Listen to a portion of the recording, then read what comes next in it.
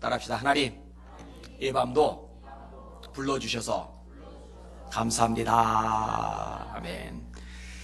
하나님의 사랑을 말할 때요, 보편적인 사랑이고 좀 특별한 사랑이라는 측면이 있어요. 보편적인 사랑이라는 건 뭐냐면은 하나님이 모든 사람을 사랑하시는 거죠. 요한복음 3장 16절 다 같이 해볼게요. 시작. 하나님이 세상을 이처럼 사랑하사 독생자를 주셨으니 이는 저를 믿는 자마다 멸망치 않고 영생을 얻게 하려 하심이라. 그렇죠. 세상을 사랑한다 할 때 여기선 예외가 없어요. 모든 사람을 하나님이 다 사랑하시는 거잖아요. 십자가의 죽음도 역시 마찬가지입니다. 모든 사람을 위한 죽음입니다. 제한적 속죄가 아니라 보편적 속죄이죠. 우리가 아직 연약할 때에 기약대로 그리스도께서 우리를 위하여 죽으셨도다. 의인을 위하여 죽는 자가 쉽지 않고 선인을 위하여 용감히 죽는 자가 혹시 있거니와 우리가 아직 죄인 되었을 때에 하나님을 거역하고 불순종하고 죄 짓고 타락하고 등 돌리고 멋대로 살 때, 그때죠. 우리가 아직 죄인 되었을 때에 그리스도께서 우리를 위하여 죽으심으로 하나님께서 우리에게 대한 자기의 사랑을 확증하셨느니라. 이 보편적 사랑이요. 모든 사람을 위해서 예수님이 십자가에서 죽임을 당하신 겁니다. 그런데요, 좀 특별한 사랑이라는 측면이 있습니다. 무슨 말이냐면요, 하나님을 기쁘시게 하는 사람이 있잖아요. 하나님의 마음이 쏙 드는 사람 있잖아요. 그런 사람을 향해서 마음이 이렇게 가시잖아요. 또 소중히 여기는 마음이 있으시잖아요. 그런 측면에서 이야기를 끄집어내는 겁니다. 자, 예를 들어서 다윗을 보면은 참 하나님의 사랑을 받을 만한 사람이잖아요. 사도행 13장에 이렇게 말씀합니다. 이새의 아들 다윗을 보니 내 마음에 합한 사람이라. 쉽게 말해서 하나님 마음이 쏙 든단 말이에요.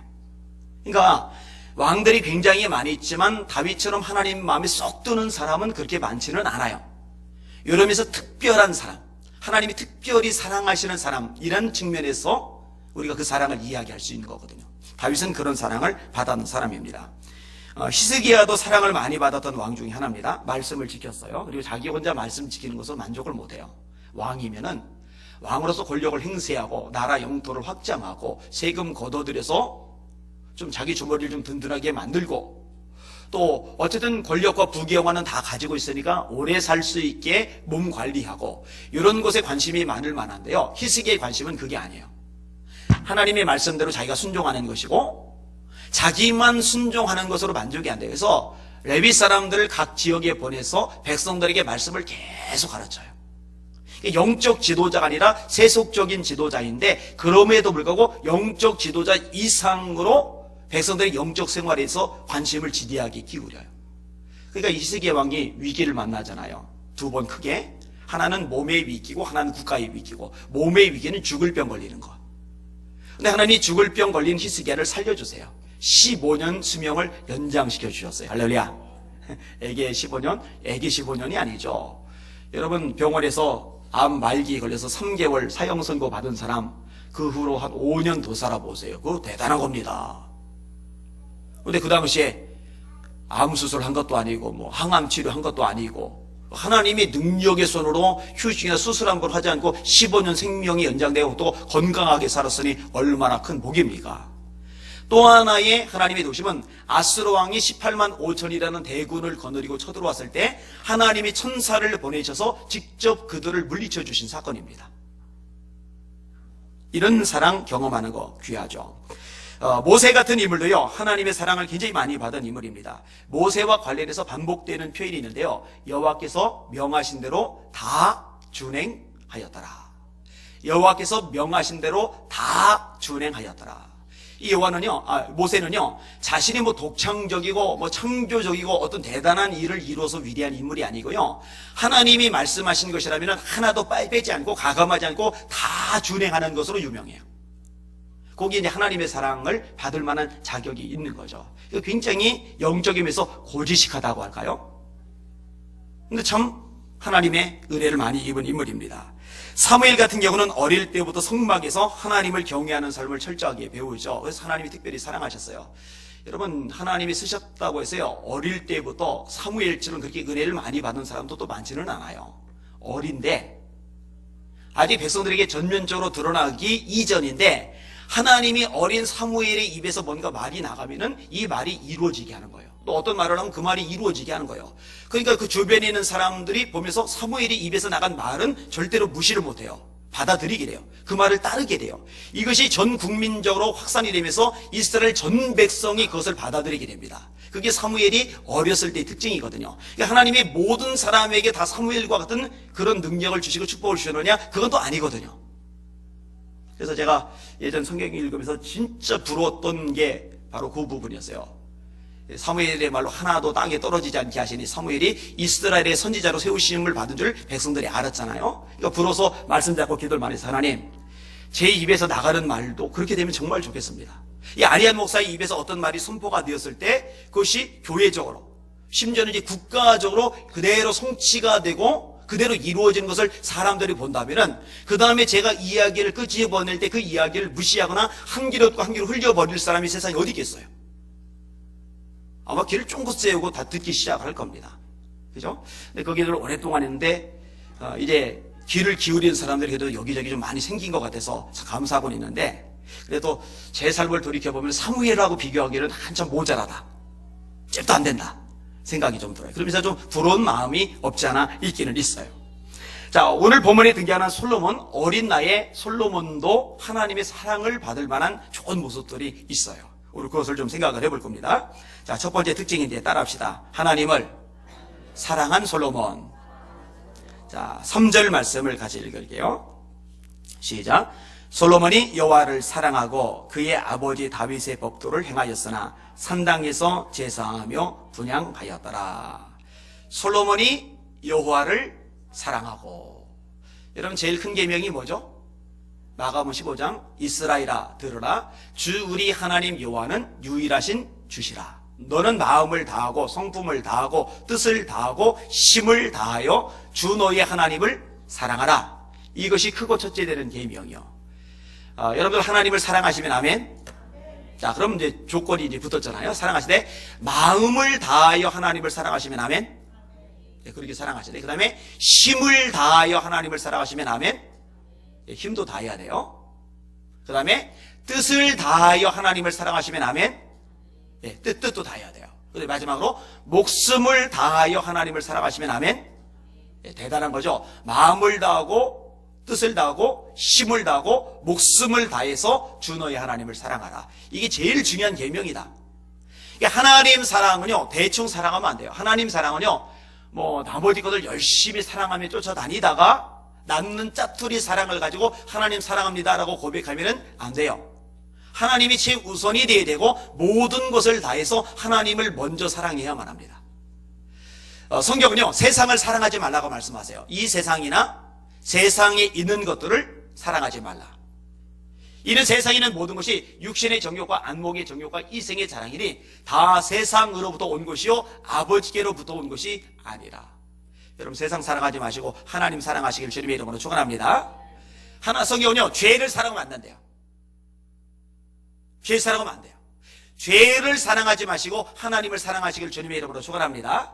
성경은요 돈을 사랑하지 말래요. 이거 생각보다 쉽지 않습니다.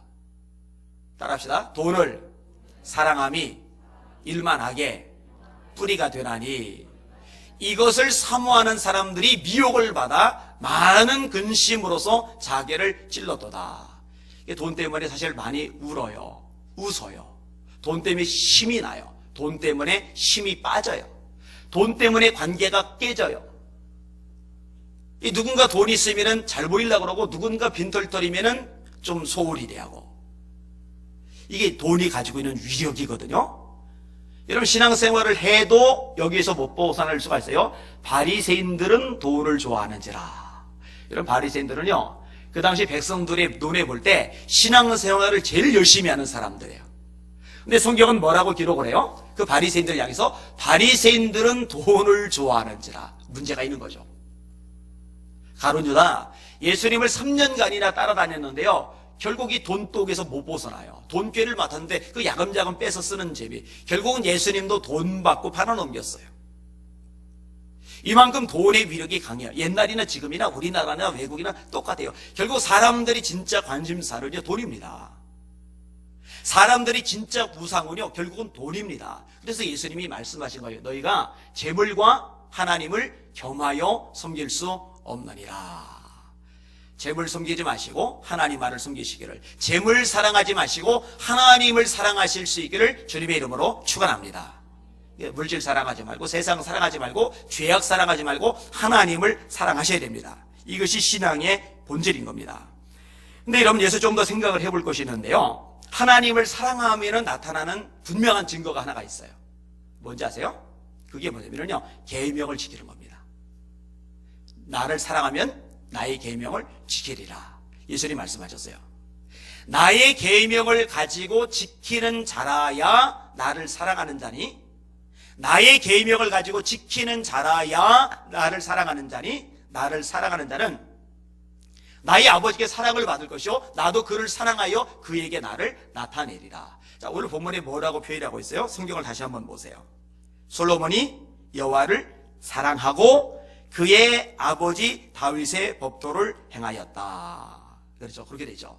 그의 아버지 다윗의 법도란 건 뭐예요? 말씀을 따라 살던 삶, 말씀에 순종하며 살던 삶, 그런 삶을 살던 다윗 아버지처럼 솔로몬도 그렇게 말씀에 따라 살았다.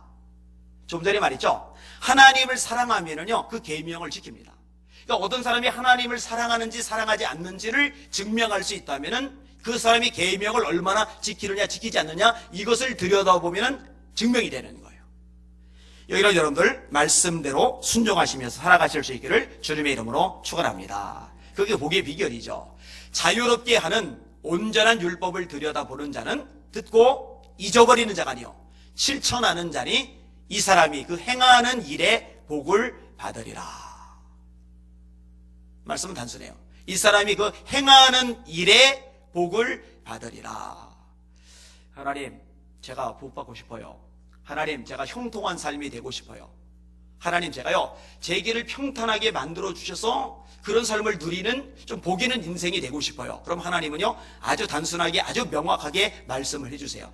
말씀을 지켜라. 이 율법책을 네 입에서 떠나지 말게 하고 주야로 그것을 묵상하여 그 가운데 기록한 대로 다 지켜 행하라. 그리하면 네 길이 평탄하게 될 것이라. 네가 형통하리라. 우리 사랑하는 예수 믿는 성도들, 하나님을 뜨겁게 사랑하실 수 있기를 주님의 이름으로 축원합니다.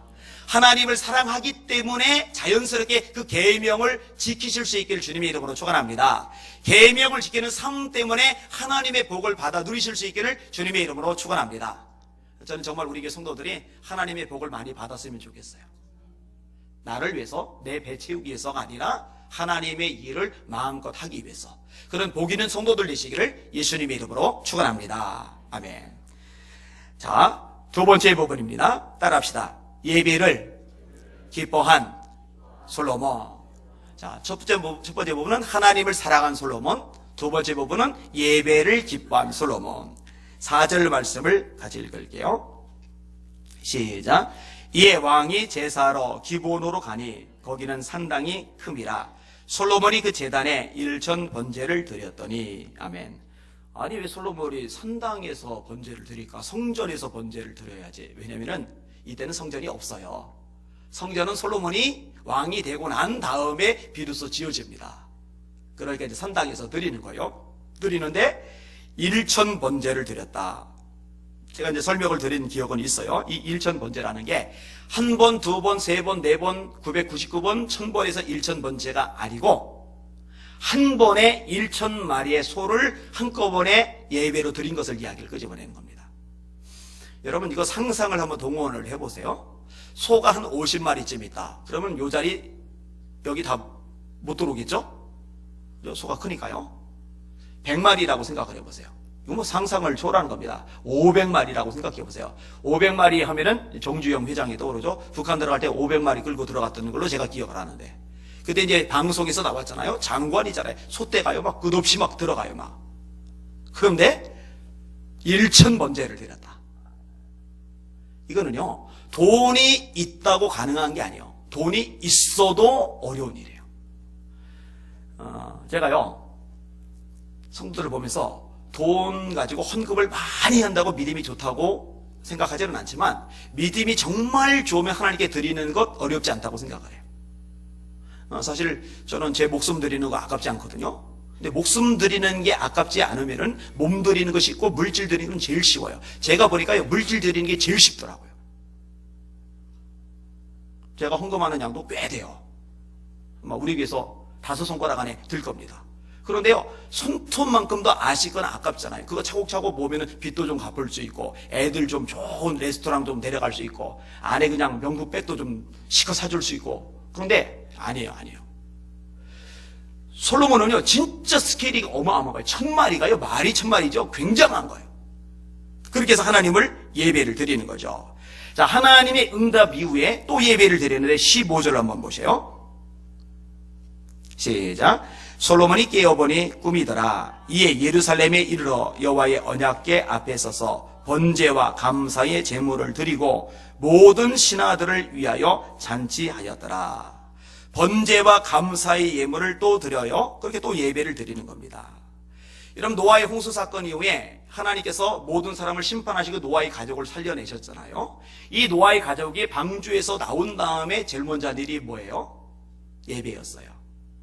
여러분, 방주에서 나온 다음에 집도 져야죠. 살 집이 없잖아요. 먹을 것도 좀 더 마련해야 되잖아요. 아니면은 물이 거친 다음이니까 세상이 진짜 이제 살만한 환경이 되었는지 여기저기 둘러도 좀 봐야 되잖아요. 그런데 이렇게 하고 싶은 거 궁금한 거 다 제쳐놓고 제일 먼저 하는 일이 뭐냐면은 예배였어요. 예배의 중요성을 아는 거잖아요. 아브라함이요, 예배의 삶을 삽니다. 가는 곳마다 번제단을 쌓았다고 성경은 말씀을 합니다. 다윗 대단한 예배의 사람이죠. 하나님의 법궤가 들어올 때 이렇게 묘사합니다. 사무엘하 6장 13절입니다. 여호와의 궤를 맨 사람들이 6걸음을 가매 다윗이 소와 살찐 송아지로 제사를 드리고. 여러분, 6걸음이면 얼마나 돼요? 10m 안 되죠? 한 걸음의 보폭이 1m가 안 됩니다. 2걸음 정도 걸어야 1m 될까요? 근데 6걸음을 가고 난 다음에 그게 너무 감격스러워서 하나님 앞에 소와 살찐 송아지로 제사를 드려요.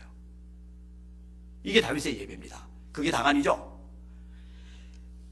다윗이 여호와 앞에서 힘을 다하여 춤을 추는데 그때에 다윗이 배 에봇을 입었더라. 춤을 춰요. 왕이 춤을 춰요. 그런데 힘을 다하여 춤을 춰요. 나중에 이것 때문에 와이프인 미갈에게 조롱을 당하잖아요. 왕이 채신머리 없게 백성들 앞에서 옷이 벗어지는 줄도 모르고 춤이나 추고 있다고. 근데 바보 같은 소리를 냈죠, 미갈이. 그거 덕분에 아기를 못 낳아요, 미갈은요. 하나님이 심판했어요, 미갈 같은 경우는요. 다윗이 그런 말을 합니다. 내가 더 낮아져도 하나님 앞에는 그렇게 예배할 거라고. 앞에 나서 찬양인도 할 때 모르는 찬양 나온다고 입 다물고 있는 거는 불가능한 거죠, 사실요. 이런 자세를 가진 사람이라면요. 박수 대충 치는 거는 사실 현실적으로 불가능했죠. 이런 마음을 가진 사람이라면요. 상상을 해보세요. 백성들이 다 보고 있는 앞에서 힘을 다해요. 그냥 춤을 추는 것도 만만치 않은데 힘을 다해요. 옷이 벗어지면 흘러내리면 그걸 느끼는데, 느껴서 옷을 막 추스려야 되는데 그걸 느끼지 못할 만큼 몰두한 거예요. 예배. 그러니 얼마나 하나님이 그 다윗을 이뻐하시겠어요. 이쁠 수밖에 없죠. 6걸음 가서 예배를 드렸다. 이 예배가 지겹지도 않나? 그렇게 예배를 많이 드리면 예배가 정말 지루하지도 않나? 목회자들 모였을 때 같이 이제 예배를 드리고서 다른 행사를 이렇게 진행을 해야 돼요. 그런데 이제 한 친구가, 동기 목사님들이에요. 한 친구가 그런 말을 해요. 우리 맨날 교회에서 예배 드리는데 여기서까지 뭐 그렇게 예배할 거 있냐고 그래요. 그러면 다윗하고는요, 레벨 차이가 나는 거예요. 그죠? 맨날 예배에서도 또 예배하고 싶어요. 할렐루야. 그런 예배자들 되실 수 있기를 예수님의 이름으로 축원합니다. 예수님이 말씀하세요. 하나님은 영이시니 예배하는 자가 신령과 진정으로 예배할지니라. 아버지께서는 이렇게 자기에게 예배하는 자들을 찾으시느니라. 우리 예수의 성도들에게 있어서 예배가 삶의 가장 중요한 부분이 되실 수 있기를 주님의 이름으로 축원합니다. 예배 드리는 시간이 인생 속에 가장 행복하고 재미있는 시간이 되실 수 있기를 주님의 이름으로 축원합니다. 전 예배가 너무너무 좋은데요. 여러분 어떠세요? 예배가 정말 좋아지실 수 있기를 주님의 이름으로 축원합니다. 예배 가운데 있어야 될 중요 요소들이 있어요. 참회. 죄를 회개하는 거죠. 요거는 제일 초반에 이루어져야 돼요. 그래서 예배 전에 미리 와서 이 회개 기도를 드리라고 말씀을 드렸는데, 이유가 뭐냐? 우리 속에 죄가 있으면 하나님이 그 예배를 안 받으세요. 참회가 필요해요. 그 다음에 감사가 필요합니다. 따라합시다. 감사로 제사 드리는 자가 나를 영화롭게 하나니. 자, 하나님을 영화롭게 해드리는 예배는 어떤 예배라고요? 감사로 예배 드리는 거. 그러니까 예배에서 감사가 빠지면 절대로 안 됩니다. 여러분, 감사함의 마음을 가지고 예배하실 수 있기를 주님의 이름으로 축원합니다. 이 감사가 충만해야 돼요. 그 다음에 예물이죠. 따라합시다. 빈손으로 내게 오지 말지니라. 이거 제 말이 아니고 하나님의 말씀입니다. 그렇죠? 그 다음에 찬양이죠. 찬양. 따라합시다. 이 백성은 내가 나를 위하여 지었나니 곧 나의 찬송을 부르게 하려 함이니라. 자, 앞에 찬양팀이나 여기 찬양대나 굉장히 존귀한 거고, 회중 찬양은 굉장히 중요한 겁니다. 예배 가운데서 찬양이 빠지면 안 돼요. 절대로. 찬양은 핵심적인 요소입니다. 그 다음에 뭐니 해도 또 빠질 수 없는 게 또 하나가 있죠. 하나님의 말씀, 그 음성을 듣는 시간. 이거는 빠질 수 없는 것이죠. 그리고 마지막 한 부분이 간구입니다. 예배를 통해서 우리 소원을 아뢰고 그 소원을 응답을 받는 시간이죠. 근데 여기에도 이제 감사가 들어가요. 그게 빌립보서 4장 6절입니다. 아무것도 염려하지 말고 오직 모든 일에 기도와 간구로 너희 구할 것을 감사함으로 하나님께 아뢰라. 그리하면 모든 지각에 뛰어난 하나님의 평강이 그리스도 예수 안에서 너희 마음과 생각을 지키시리라. 불안감에, 초조함에, 억울함에 그렇게 해서 기도하는 게 아니라 하나님을 믿는 믿음이 있기 때문에 생기는 감사를 가지고서 하나님 앞에 기도를 드리는 겁니다. 그런 감사의 기도가 넘쳐나시기를 주님의 이름으로 축원합니다. 영국의 총리를 3번이나 지냈던 글래드스톤이라는 분이 있습니다. 세계 3대 위인 할 때 이분이 들어가곤 해요. 그만큼 저명한 인물입니다. 이 글래드스톤이 이런 말을 했습니다. 들어보세요. 내가 정사에 바빠서 분망하게 돌아다니며 시간 가는 줄도 몰라 아침인지 저녁인지 분별하지 못한 적도 있지만, 그럼에도 불구하고 주일 예배 시간을 잊어버려서 주일 예배에 빠진 적은 한 번도 없습니다. 내가 나라 일을 바로 감당할 수 있는 힘은 교회에 가서 공급받습니다. 여러분, 총리를 3번이나 지낼 거 대단한 거거든요. 지금 독일의 메르켈 총리 정도나 삼선됐을 뿐입니다. 그 메르켈 총리는 독일에서 진짜 굉장한 영향력이 있거든요. 근데 이 글래드스톤은요, 그보다 더 영향력이 있었던 사람입니다. 그때 고백하는 거예요. 공개적으로 내가 이렇게 어마어마하게 바쁘고 어마어마하게 큰 일들을 많이 해야 되는데 그 모든 힘은 예배에 있었습니다. 할렐루야. 이게 예배의 능력이 뭔지를 아는 지혜가 있는 사람인 거죠. 맥도날드 수상도 같은 말을 했어요. 햄버거가 아닙니다. 수상 이름이에요. 맥도날드 수상. 내가 가장 사모하며 기다리는 날은 주일입니다. 나는 주일날은 한 번도 빠지지 않고 하나님 앞에 예배를 드렸습니다. 나는 나에게 필요한 모든 힘을 예배 시간에 공급받습니다. 내게 필요한 모든 힘, 가정에서도 힘이 필요하고 직장에서도 힘이 필요하고 인간관계도 힘이 필요하고 프로젝트를 만들고 진행하고 결실을 거두는데도 힘이 필요한데 이 모든 힘을 예배에서 공급받습니다. 이거는요, 경험을 해야 알아요. 경험하기 전에는 이게 막연합니다. 정말 예배가 복이요 능력이요 축복이요 기적이라는 거를 이게 가슴으로 느껴야, 그리고 삶으로 경험을 해봐야 이게 진짜 내 것이 돼요. 우리 성도들 그것을 경험하실 수 있기를 주님의 이름으로 축원합니다. 이 경험이 되지면은요, 신앙생활이 재밌어요. 신이 납니다. 얼굴이 펴져요. 웃음꽃이 핍니다. 웃음꽃 활짝 피시길 바랍니다. 그게 바람직한 모습이죠. 하나님이 원하시는 모습입니다. 자, 하나님을 사랑한 솔로몬, 예배를 소중히 여긴 솔로몬, 한 가지를 더 살펴볼 수가 있는데 한번 따라합시다. 사명을 알고 있는 솔로몬. 하나님이 물어보셔요, 솔로몬에게. 5절 말씀 볼게요. 시작. 기브온에서 밤에 여호와께서 솔로몬의 꿈에 나타나시니라. 하나님이 이르시되 내가 네게 무엇을 줄고 너는 구하라. 이거 부럽죠? 하나님이 여러분에게 나타나셔요. 현아야, 내가 너에게 무엇을 줄까? 뭐라고 할 것 같아요? 신랑? 뒤에서 대답을 했어요. 지혜래요, 지혜. 이현석 집사님 보고 하나님이 나타나신 거예요. 뭘 줄까? 아, 대박이죠, 대박.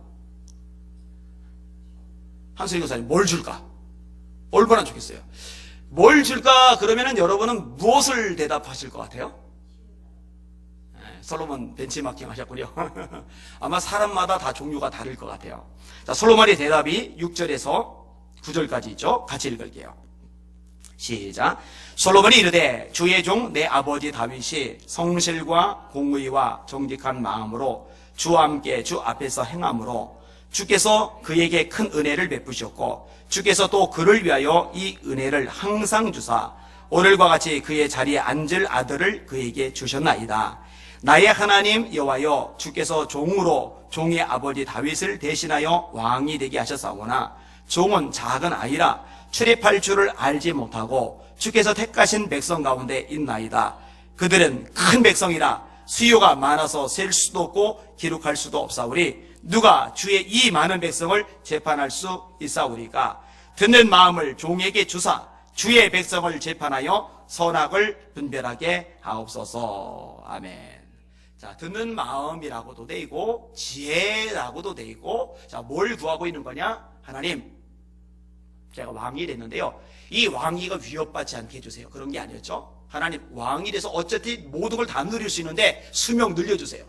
옆에 나라들 이기게 해주세요. 그런 기도가 아니라 하나님, 하나님이 저를 왕으로 삼으신 것은 혼자 잘 먹고 잘 삼으라고 삼으신 게 아니라 이 백성들을 잘 돌아보라고 세워주신 건데, 저는 이 백성들을 잘 돌아볼 만의 능력과 역량이 안 됩니다. 이 백성들을 잘 돌아보고 잘 재판할 수 있도록 저에게 지혜를 주세요. 그러니까 사명을 인식하고 있는 거예요. 내가 할 일이 무엇인지, 내가 감당할 사명이 무엇인지 그것을 뚜렷하게 인식하고 있고, 그 사명을 잘 감당할 수 있도록 힘을 주시고 지혜를 주시고 붙잡아 달라고 하나님 앞에 기도를 드린 거예요. 자, 이 기도를 하나님이 들으셨어요? 하나님의 반응이 10절이죠. 10절을 같이 한번 볼게요. 시작. 솔로몬이 이것을 구하매 그 말씀이 주의 마음에 든지라. 이 하나님의 마음에 든다. 아까 얘기했잖아요. 이새의 아들 다윗을 보니 내 마음에 합한 사람이라. 하나님 마음에. 오늘 본문에도 솔로몬이 이것을 구하매 그 말씀이 주의 마음에 든지라. 이 사명에 몰두하고 사명에 집중하고 이 사명 때문에 모든 것을 거기에 초점을 맞췄을 때 하나님 마음이 쏙 드는 거예요.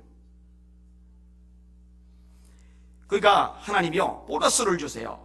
그 보너스가 11절에서 13절인데 볼게요. 같이 읽습니다. 시작.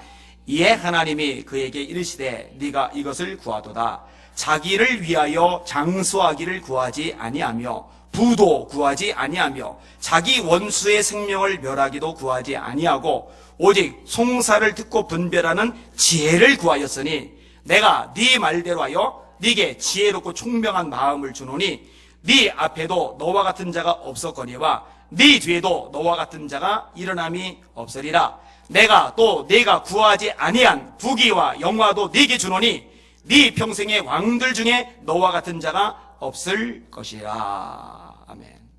자, 하나님이 원하시는 사명의 삶에 집중을 하니까 하나님이 기뻐하세요. 마음에 드셨어요? 그것을 감당할 수 있는 역량을 주실 뿐만 아니라 나머지 것들을 덤으로 같이 주신 거예요. 여러분, 나머지 것들은 원래 덤이에요. 예수님의 말씀도 똑같습니다. 너희는 무엇을 먹을까? 무엇을 마실까? 무엇을 입을까? 염려하지 말아라. 예수님의 이 말씀은요, 참 인간적으로 보면 무식한 말씀이에요. 참 무모한 말씀이에요. 여러분, 세상에 발 디디고 사는 사람인데 어떻게 의식주 문제를 걱정 안 하고 살아요? 어떻게 그걸 신경 안 쓰고 살아요? 이거 불가능하잖아요. 게다가 이게 대한민국처럼 세계 경제 12위의 나라 안에 사는 저와 여러분에게 주었던 말씀이 아니라 로마의 지배를 받는 유대 땅, 팔레스타인의 조그만 땅, 기근이 있고 전쟁에 노출되어 있고 로마에 세금 내고 거기다 성전세까지 또 내야 되고, 그래서 빵만 먹여줘도 오병이의 기적이 빵 먹여준 예수님을 왕 삼으려고 하는, 예수님 왕 삼으려고 하다는 로마의 반란죄로 전부 다 싹쓸이 당할 수 있거든요. 그 위험을 감내하면서까지도 빵을 주는 예수님을 왕 삼으려 하는 그 절박한 시대, 그 가난한 시대, 밑바닥 인생을 사는 시대에 그런데 예수님이 말씀하는 거예요. 말도 안 되는 말씀. 뭘 먹을까? 무엇을 마실까? 무엇을 입을까? 염려하지 말아라. 그리고 말씀하신 거예요. 너희는 먼저 그의 나라와 그의 의를 구하라. 그리하면 이 모든 것을 앞에 나오는 의식주 다 포함하는 거예요. 이 모든 것을 너희에게 더하시리라. 할렐루야! 문제는 이제 믿음인데 그 믿음이 있느냐 하는 건데 어때요 여러분들? 그 믿음이 있으세요? 대답이 시원치가 않아요. 그 믿음이 있으시길 주님의 이름으로 축원합니다. 그래요. 이 믿음이 있는 만큼요 염려 걱정은 줄어들고요 믿음이 줄면 줄수록 염려 걱정은 많아져요. 하나님이 정말 내 인생의 주인이시고 나를 손에 잡고 계시고 책임져 주시고 합력하여 선을 이루신다고 믿으면은 내가 바둥거릴 이유는 없는 거죠. 때로 내가 속상하고 힘이 들고 속이 뒤집어지고 상황이 열악하고 주변 사람들이 힘들게 하고 그런 상황에 놓일 때도 이것조차도 다듬으셔서 합력하셔서 선을 이룬다고 믿으면 그것조차도 감사함으로 받을 수가 있는 거죠. 그게 다니엘 아닙니까? 말씀대로 살아났는데 기도하며 살아났는데 충성을 다했는데 결과가 뭐냐? 사자굴에 들어가 사자밥이 되는 거예요. 그럼 마음이 사실은 되게 낙담이 돼요. 의욕을 잃어요. 주를 위해서 일생 동안 살았던 삶에 대한 하나님의 보답이 겨우 이까지 밑바닥 인생인가라는 생각에 자괴감도 생겨요. 근데 그때요, 그때 사실 저와 여러분에게 주어진 삶의 목표가 뭔지, 사명이 뭔지 거기에 집중을 해야 돼요. 다니엘은 그럼에도 불구하고 하나님 앞에 기도해야 되는 자기의 사명, 그 사명을 붙잡죠. 생명을 붙잡는 게 아니라 전에 하던 대로 하루에 3번씩 하나님께 기도하고 감사하여라. 그래도 감사하는 거예요. 그래도 기도하는 거예요. 따라합시다. 그래도 감사. 그래도 기도. 저와 여러분 그렇게 한번 해봅시다. 까지 해보는 거예요. 들어가 보는 거예요. 그래 물어 뜯어라. 그래 할켜라. 순교의 자세로 하는 거죠. 예수님이 그런 말씀하시죠. 너희가 죽고자 하면은 살고 살고자 하면은 죽는다. 사자굴에 떨어졌잖아요. 근데 사자가 발 못 들어 올리는 거예요. 입을 못 벌리는 거예요. 물어 뜯지를 못하는 거예요. 제가 그냥 내용을 읽어드릴게요. 이렇게 성경 말씀합니다. 이튿날에 왕이 새벽에 일어나 급히 사자굴로 가서 다니엘이 든 불에 가까이 이르러서 슬피 소리질러 다니엘에게 묻되 살아계시는 하나님의 종 다니엘아, 네가 항상 섬기는 하나님을 모르는 왕의 눈에도 다니엘은 항상 하나님을 섬기는 게 자기 신하지만 세상 사람 눈에도 티가 나는 거예요. 항상 섬기는 네 하나님이 사자들에게서 능히 너를 구원하셨느냐? 아니라 다니엘이 왕에게 아뢰되 왕이여 원하노되 왕은 만수무가 나옵소서. 나의 하나님의 입이 그 천사를 보내어 사자들의 입을 봉하셨으므로 왜 못 벌리느냐? 사자들의 입을 틀어 막은 거예요. 사자들이 나를 상의하지 못하여 싸우니 이는 나의 무지함이 그 앞에 명백함이요 또 왕이여 나는 왕에게도 해를 끼치지 아니하였나이다 하니라. 왕이 심히 기뻐서 명하여 다니엘을 불에서 올리라며 그들이 다니엘을 불에서 올린즉 그의 몸이 조금도 상하지 아니하였으니 이는 그가 자기 하나님을 믿음이었더라. 왕이 말하여 다니엘을 참선 사람들을 끌어오게 하고 그들의 처자들과 함께 사자굴에 던져 놓게 하였더니 그들이 굴 바닥에다 두기 전에 사자들이 곧 그들을 훔쳐서 그 뼈까지도 부숴드렸더라. 24절 부분에 보면은 사람들께 집어 던졌다고 되어 있잖아요. 그런데 땅에 떨어지기도 전에 사자들이 달려들어서 그 뼈를 부쉈다고 되어 있잖아요. 그런데 앞부분에 보면 다니엘에 대해서 뭐라고 얘기하냐면은 그의 몸이 조금도 상하지 아니하였으니 요거는 사자에게 물리지 않은 것, 사자에게 할리지 않은 것뿐만 아니라 이 굴 속에 집어 던질 때 집어 던졌다고 했잖아요. 집어 던질 때 여러분 생각해봐요. 저 준사층에서 제가 이재신 집사님을 거기서 밑으로 집어 던졌어요. 근데 이재신 집사님이 털털 털고 일어나더니 두두두두 하더니 아무렇지도 않은 거예요. 그러긴 불가능하죠. 그죠? 어깨든 머리든 큰일 나는 거. 이게 뭔가 말썽이 날 거예요. 근데 다니엘에 대해서 뭐라고 묘사를 하요? 그의 몸이 조금도 상하지 아니하였다. 누가 지키신 거예요? 하나님 지킨 거죠. 누가 보호하신 거예요? 하나님이 보호하신 거죠. 사자의 아가리에서 사자의 발톱에서만 건져진 게 아니라 떨어질 때도 하나님이 능력으로 받쳐주신 거죠. 할렐루야. 자, 이 사건 이후에 어떻게 되느냐? 그 구절만 읽을게요. 이 다니엘이 다리오 왕의 시대와 바사사라는 고레스 왕의 시대에 형통하였다. 형통하였다. 어떻게 돼요? 하나님이 갚아주신 거예요. 덤으로 더 주신 거예요. 이게 사드락 메삭 아벤느고의 얘기도 마찬가지입니다. 불문벌 사건이죠. 그 맨 뒷구절만 읽어드릴게요. 이렇게 말씀합니다. 왕이 드디어 사드락과 메삭과 아벤느고를 바벨론 지방에서 더욱 높이니라. 더욱 높이니라. 앞부분 다니엘 형통하였다. 사실 뒤에요. 6장입니다. 그 다음에 3장, 다니엘 3장에 하나님이 왕을 통해서 더욱 높이니라. 그러니까 다른 데 자기 목숨에 집중한 게 아니라 자기 부귀영화에 집중한 게 아니라 자기가 누구인지 자기의 상임이 무엇인지 여기에 집중하고 그것을 이루기 위해서 자기 목숨까지 내던질 각오를 했을 때 하나님이 덤을 주셨어요. 덤을. 형통케 하시는 덤 다니엘에게, 높이시는 덤 사드락 메삭 아벤느고에게. 그리고 오늘 본문도 마찬가지죠. 하나님이 지혜만 주신 게 아니라 부귀영화도 나머지 원수들 나라 제압하는 것도 다 주셨어요. 할렐루야. 이게 하나님 주신 덤이에요. 여러분들도 사명 감당 잘하시길 바랍니다. 그 사명을 진리라고 생각하면 힘든데요. 그 사명이 축복의 발판이라고 생각하면 신이 날 겁니다. 제가 신앙생활에서 많이 깨달았던 중요한 부분이 이 부분이에요.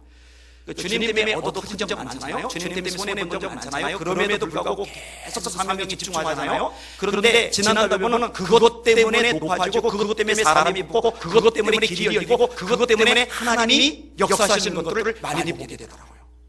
그러니까 뒤돌려 보면은 이게 굉장히 감사한 건수가 되는 거예요. 찬스가 되는 거예요. 기회가 되는 거예요. 그 기회를 꽉 잡으실 수 있기를 주님의 이름으로 축원합니다. 꽉 잡으셔야 돼요. 자, 여러분의 사명 잘 감당하셔서 승리하실 수 있기를 주님의 이름으로 축원합니다. 자, 세 가지를 말씀을 드렸어요. 따라합시다. 하나님을 사랑한 솔로몬. 우리도 하나님을 거기 사랑합시다. 그 사랑의 모습이 무엇으로 드러나요? 하나님의 계명을 지키는 것으로 드러나는 거예요. 자, 두 번째 따라합시다. 예배를 소중히 여긴 솔로몬.